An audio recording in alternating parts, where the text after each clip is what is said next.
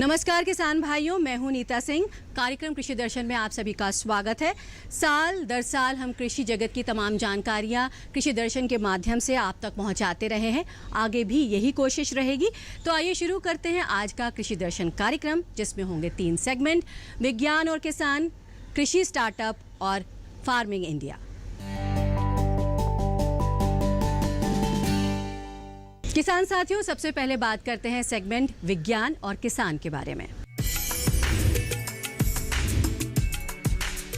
अंडमान और निकोबार द्वीप समूह में निकोबारीज जनजातीय समुदाय काफ़ी प्रभावशाली है। इनकी खेती करने का तरीका भी काफ़ी अलग है। नारियल की खेती और मछली पालन व्यवसाय पर इनका जीवन टिका है। कंद की खेती और दूसरे फसलों की खेती के लिए ये ट्यूहेट बागान प्रणाली का इस्तेमाल करते हैं। अब भारतीय कृषि अनुसंधान संस्थान कंद की खेती को बेहतर बनाने की कोशिश कर रहा है।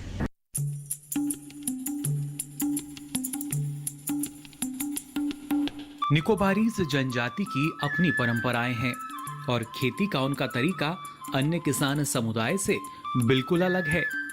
ये लोग संयुक्त परिवार में रहते हैं। कंद और दूसरी फसलों की खेती के लिए ट्यूहेट बागान प्रणाली अपनाते हैं। ये एक तरह की संयुक्त परिवार कृषि प्रणाली है, जहां समुदाय के स्वामित्व वाली जमीन पर संसाधनों और उत्पादों को साझा किया जाता है। केंद्रीय द्वीपीय कृषि अनुसंधान संस्थान यानी CIARI ने कंद फसलों की खेती को और उन्नत बनाने की कोशिश की है। इसके तहत हरमिंदर खाड़ी गांव में कंद फसल आधारित खेती प्रणाली पर वैज्ञानिक जानकारी दी गई। ये एक जनजातीय गांव है और लिटिल अंडमान में पड़ता है। गांव में कुल मिलाकर 15 ट्यूहेट बागान हैं। हर ट्यूहेट का औसत रकबा 0.44 हेक्टेयर है। संस्थान ने कंद फसल आधारित कृषि प्रणाली के प्रदर्शनों को संचालित करने के लिए 10 जनजातीय किसानों को चुना और हर किसान से प्रदर्शन के लिए 200 वर्ग मीटर जमीन ली। चयनित किसानों को प्रशिक्षण के माध्यम से कंद फसल आधारित कृषि प्रणालियों के बारे में समझाया गया। इसके अलावा जिमीकंद यानी सूरन, अदरक और अरबी की रोपण सामग्री के साथ शुकर के 3-3 बच्चे दिए गए। चूंकि ये एकीकृत कृषि प्रणाली है, इसलिए अतिरिक्त खाद या उर्वरक के इस्तेमाल से परहेज किया गया।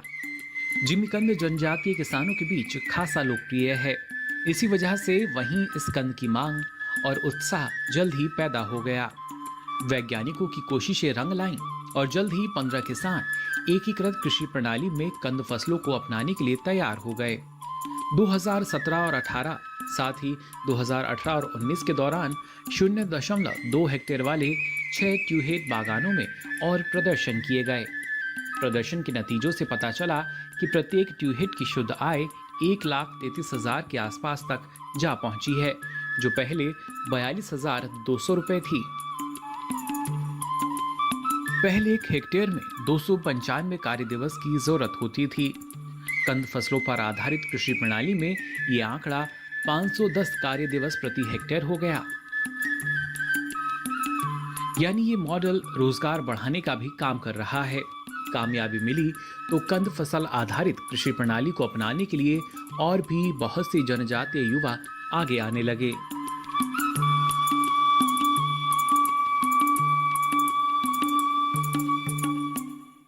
किसान भाइयों, अब वक्त हुआ है कृषि कैलेंडर का, जिसमें हम आपको बताते हैं कि वर्तमान समय में कौन कौन से कृषि कार्य करने चाहिए।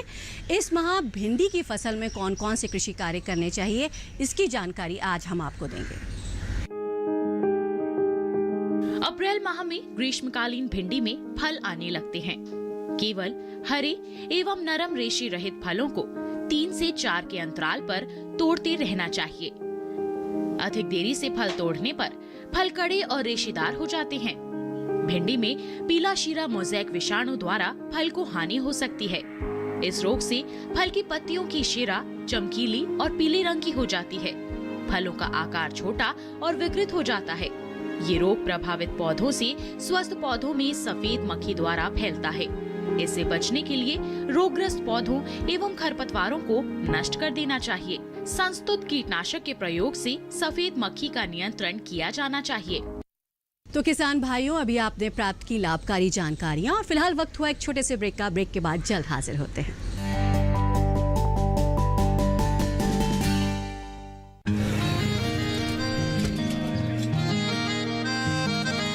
क्या बात है भाई, आजकल तो काफी खुश नजर आ रहे हो।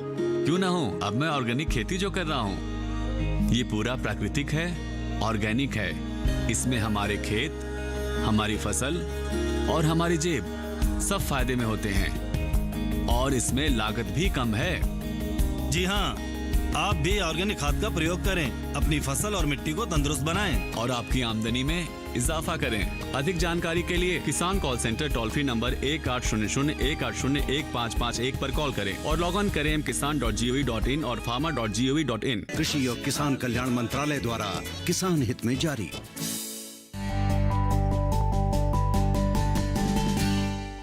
किसान भाइयों, ब्रेक के बाद एक बार फिर आप सभी का कृषि दर्शन में स्वागत है और फिलहाल वक्त हुआ है अगले सेगमेंट कृषि स्टार्टअप का। हल्दी एक भारतीय वनस्पति है और अपने औषधीय गुणों के कारण काफ़ी खास है। भारतीय रसोई में इसका एक महत्वपूर्ण स्थान है और पूजा में भी इसे शुभ माना जाता है। और अगर बात की जाए खास किस्म की हल्दी की तो कहने ही क्या। आज हम बात करेंगे मेघालय की पद्मश्री पुरस्कार से सम्मानित त्रिनिति सावो की, जिन्होंने जैविक खेती कर एक खास किस्म की हल्दी पैदा की है।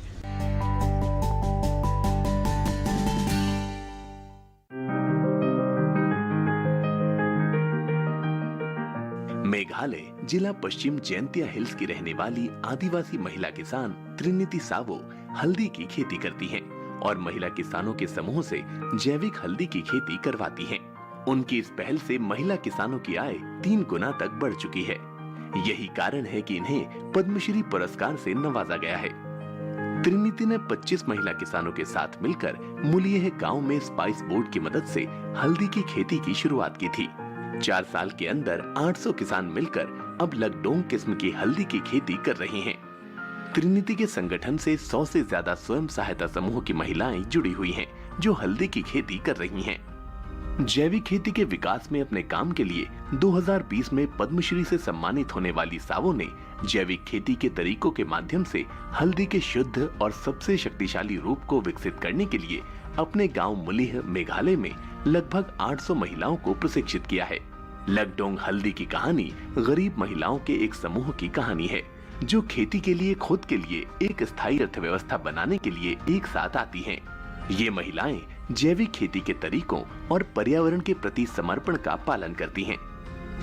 हल्दी की लकडोंग किस्म, जो कि सैयों और उसके स्वयं सहायता समूह में महिला किसानों में होती है, उसमें करीमुन का 6 से 7.5% तक होता है, जो कि हल्दी का मुख्य घटक है, जो इसे चमकीले पीले रंग और विशिष्ट पृथ्वी सहित अपने नमकीन गुणों को प्रदान करता है। अधिकांश भारतीय खाना पकाने की नींव रखने वाला तीखा स्वाद कर्क्यूमिन एक अत्यधिक बेशकीमती औषधीय मसाला है, जिसके बारे में माना जाता है कि इसमें एंटी इन्फ्लेमेटरी, एंटी डायबिटिक और साथ ही कैंसर रोधी गुण होते हैं। मेघालय की जैंतिया पहाड़ियों में स्वदेशी रूप से उगाए गए लकडोंग हल्दी को व्यावसायिक रूप से बिकने वाली हल्दी में सोने का मानक माना जाता है। भारतीय कृषि अनुसंधान परिषद के अनुसार लकडोंग हल्दी में कर्क्यूमिन की मात्रा 7% होती है। दवाओं में इसका प्रयोग बहुत होता है। सामान्य हल्दियों की प्रजाति में कर्क्यूमिन की मात्रा 2 से 5% तक ही होती है। आयुर्वेद में हल्दी का उपयोग कई दवाइयों के निर्माण में होता है। हल्दी की गुणवत्ता का आधार इसमें पाए जाने वाले रंगीन पदार्थ कर्क्यूमिन व वाष्पशील तेल की मात्रा है। सूखी हल्दी या चूर्ण में कर्क्यूमिन की मात्रा 2.6 से 6.6% तक होती है। यदि किसान हल्दी की खेती जैविक तकनीक से करें तो अच्छी उपज के साथ साथ अच्छा लाभ भी ले सकते हैं। जैविक तकनीक से खेती में लागत बहुत कम आती है। ये भी है कि कम खर्च में किसान अधिक मुनाफा कमा सकते हैं। त्रिनिति सावो का मानना है कि हल्दी की जैविक खेती कर किसान अपनी आय दोगुनी करने में सफलता हासिल कर सकते हैं।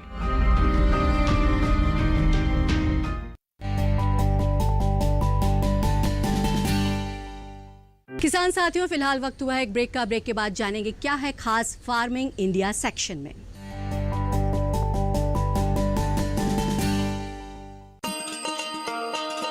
किसान भाइयों, गांठ बांध लो, गांठ बांध लो। बात बहुत है काम की, समृद्धि के पैगाम की। मिट्टी के मिजाज को समझो, मिट्टी के हर राज को समझो। मिट्टी की तुम जांच कराओ, मुफ्त सॉइल हेल्थ कार्ड ले जाओ। कभी मुनासिब बीज लगाओ, सही किस्म की खाद ले आओ, जितनी जरूरी उतनी डालो, सही मात्रा खुद पहचानो, इसको अपना मंत्र बना लो, मिट्टी की सेहत को जानो।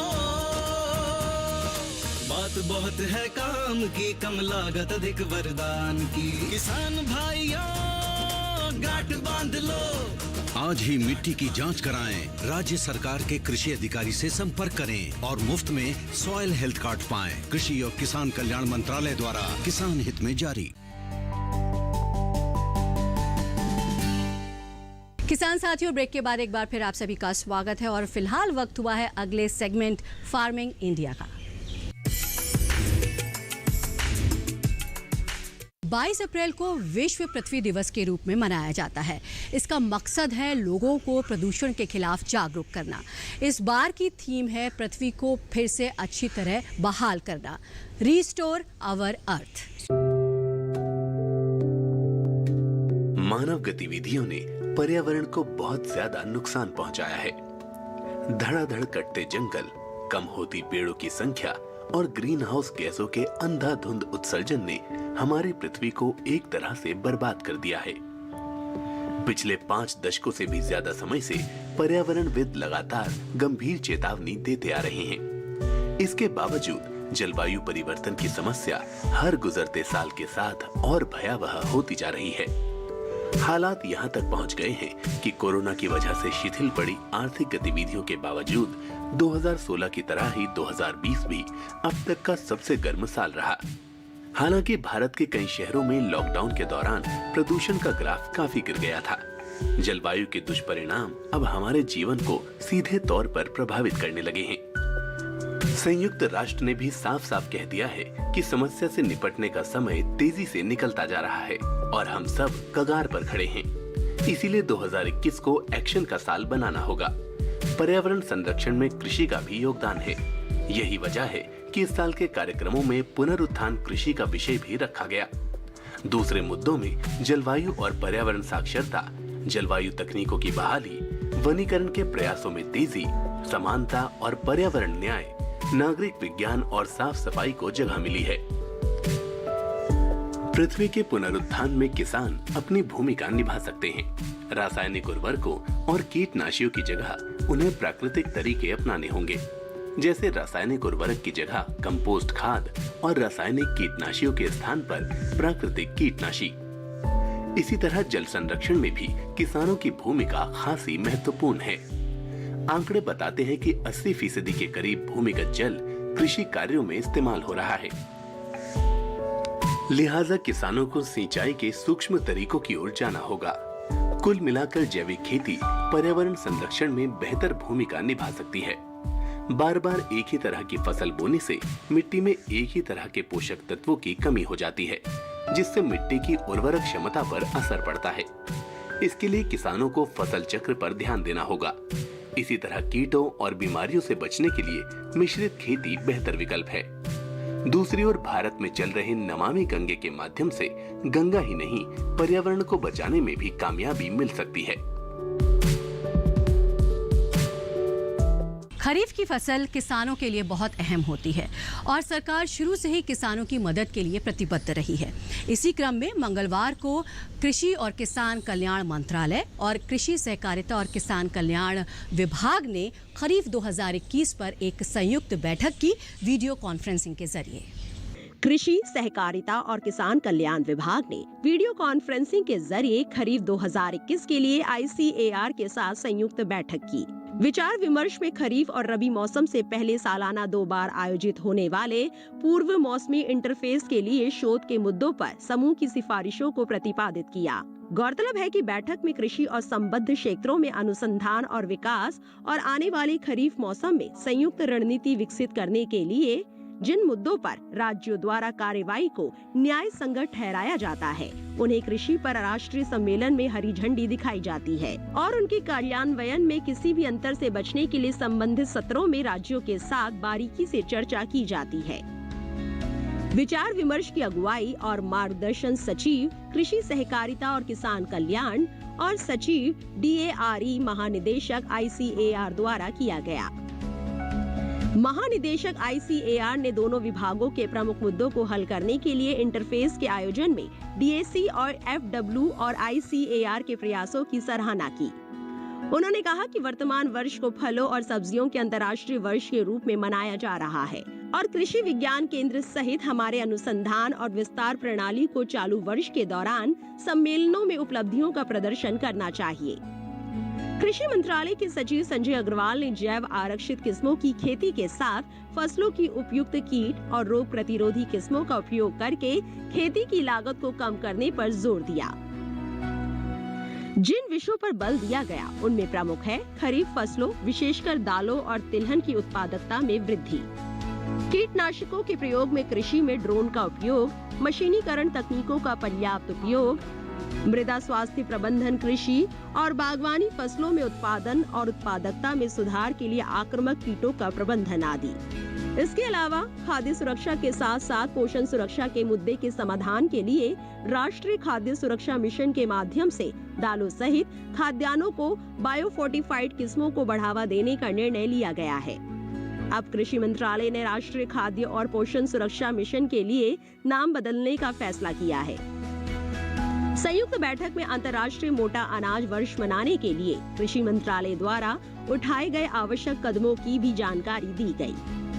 उन्होंने उल्लेख किया कि कृषि क्षेत्र में लगातार प्रभावी अनुसंधान विस्तार में इंटरफेस का अत्यधिक महत्व है।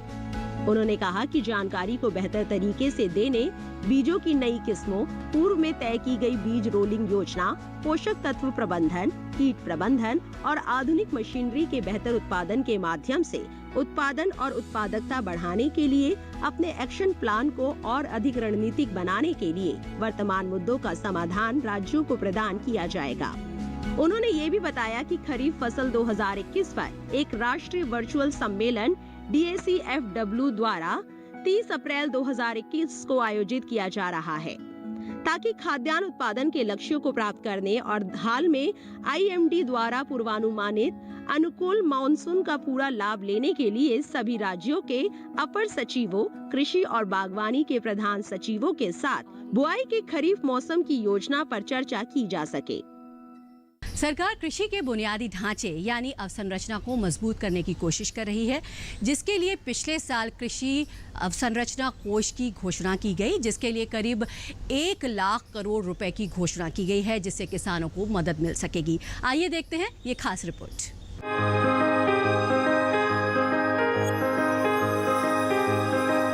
कृषि क्षेत्र को बेहतर बनाने के लिए अवसंरचना यानी बुनियादी ढांचा बहुत ही महत्वपूर्ण है। सरकार कटाई उपरांत प्रबंधन तंत्र को मजबूत कर रही है। इसके लिए लॉकडाउन के दौरान वित्त मंत्री ने 1 लाख करोड़ रुपए के कृषि अवसंरचना कोष का ऐलान किया था। ये रकम बैंकों और वित्तीय संस्थानों के माध्यम से ऋण के तौर पर दी जानी है।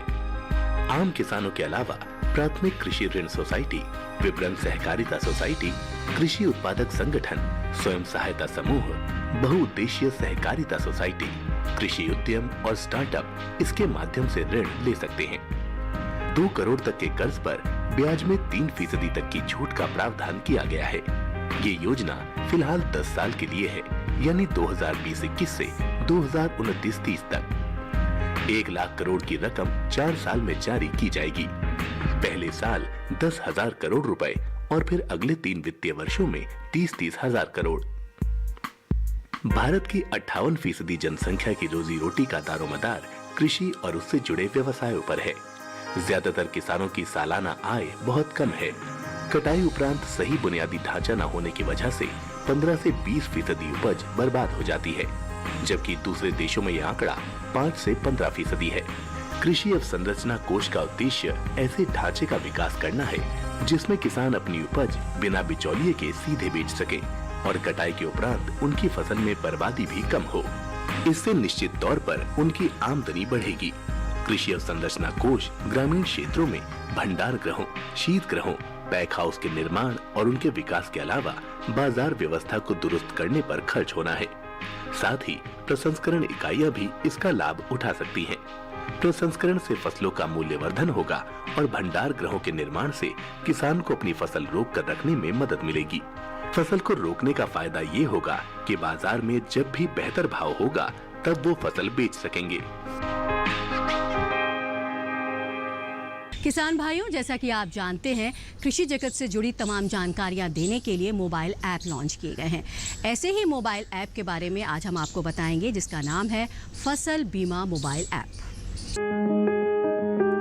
फसल बीमा मोबाइल ऐप।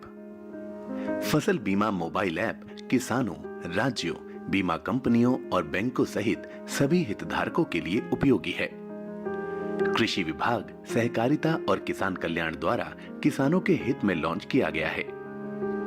फसल बीमा ऐप में PMFBY और WBCIS दोनों बीमा योजनाओं को कवर किया गया। किसानों को बीमा की किस्त और उसकी कट ऑफ डेट की जानकारी प्रदान करता है।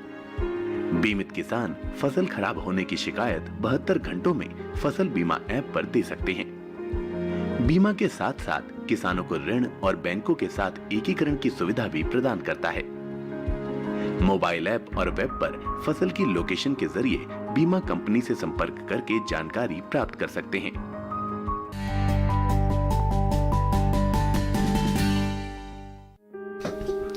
जम्मू कश्मीर और लद्दाख में शुक्रवार को कई जगह बारिश के आसार। हिमाचल और उत्तराखंड में शुक्रवार को अनेक जगहों में होगी बारिश। हरियाणा, दिल्ली और पंजाब में शुक्रवार को कहीं कहीं बारिश की उम्मीद। पश्चिमी उत्तर प्रदेश में शुक्रवार को कुछ जगह हो सकती है बरसात। उप हिमालय पश्चिम बंगाल में कुछ स्थानों पर बारिश की संभावना। ओडिशा में जगह जगह हो सकती है हल्की बरसात। अरुणाचल प्रदेश, असम और मेघालय में 2 दिन कुछ जगह होगी बारिश। नागालैंड, मणिपुर, मिजोरम और त्रिपुरा में कुछ जगह बरसेगा पानी। केरल, कर्नाटक और तमिलनाडु के कुछ हिस्सों में बारिश का अनुमान। आंध्र प्रदेश और तेलंगाना में इक्का दुक्का जगह बारिश की संभावना। किसान भाइयों, तो चलिए अब नजर डालते हैं आज की ट्विटर प्लेट पर। मिशन 1 नेशन 1 MSP 1 DPT हो रहा है साकार।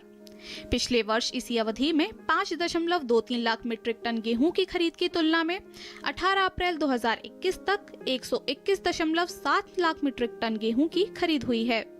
पहली बार पंजाब, हरियाणा के किसानों को बिना किसी देरी और कटौती के रबी फसलों की बिक्री का डायरेक्ट भुगतान प्राप्त हो रहा है। पिछले एक हफ्ते में हरियाणा में 1417 करोड़ रुपए तथा पंजाब में 202.69 करोड़ रुपए की राशि किसानों के खाते में सीधे स्थानांतरित की गई है। 1 MSP मूल्य पर गेहूं की खरीद से लगभग 11.6 लाख किसानों को 24,037.56 करोड़ रुपए का फायदा हुआ है। किसान भाइयों, उम्मीद करते हैं आज के कृषि दर्शन कार्यक्रम के माध्यम से आपको उपयोगी जानकारी मिल पाई होगी। अगर आप हमसे जुड़ना चाहते हैं तो आप हमें पत्र लिख सकते हैं। हमारा पत्र है कमरा नंबर 58, CPC दूरदर्शन, खेलगांव, नई दिल्ली 110049। इसके अलावा आप हमें ईमेल भी कर सकते हैं। हमारा ईमेल ID है krishidarshan@gmail.com। इसी के साथ आज के कृषि दर्शन कार्यक्रम में बस इतना ही। दीजिए इजाजत। नमस्कार।